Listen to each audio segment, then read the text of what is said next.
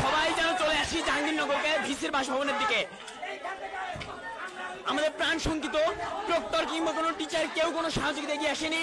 Police নীরব দর্শকের মতো তাকিয়েছিল, দাঁড়িয়েছিল।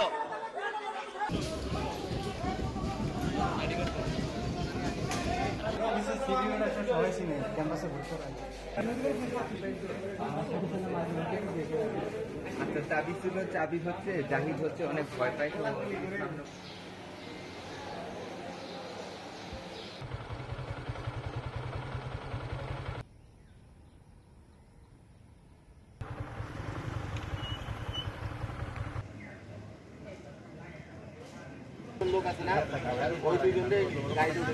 তারা ঘটনাস্থলে আমাদের উপ-উপাচার্যের বাসভবনের ভেতর থেকে বের হয়ে তারাও ক্ষুব্ধ হয়ে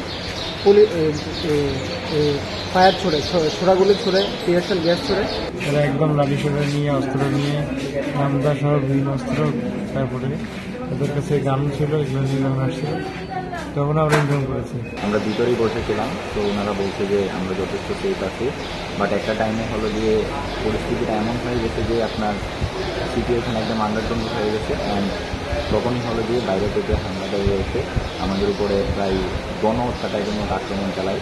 যেভাবে আক্রমণ করছে ভাই, 2-3টা ঘন্টা পর্যন্ত আক্রমণ, ভাই এতগুলো মানুষের আক্রমণ করছে, এতগুলো মানুষকে ভুল করছে।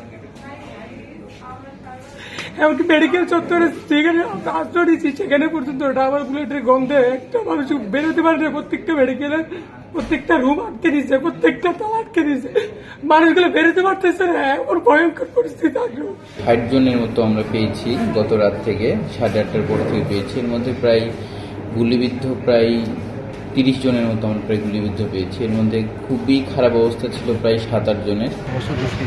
এগুলো করেছে, বিষয়টা যেহেতু তদন্তাধীন আছে তাদেরকে আমরা বের করে তাদের বিরুদ্ধে মামলা সহ যা যা করণীয় প্রক্রিয়া সেটা আমরা পর্যায়ক্রমে আমরা এই প্রস্তাব করবো। স্যারের বাংলো বাসার ভিতরে যারা অবস্থান করছেন তারা স্যারের বাংলোতে ভাঙচুর চালায়, বাইরে থেকে যারা ছিল তারাও ঢিল দেন। উভয় পক্ষের মধ্যে আমরা তখন তাদেরকে রেসপন্স করে দিই। অসংখ্য ছাত্রছাত্রী আহত হয়েছেন। আমাদের কাছে এটা একটা বিভীষিকাময় রাত ছিল।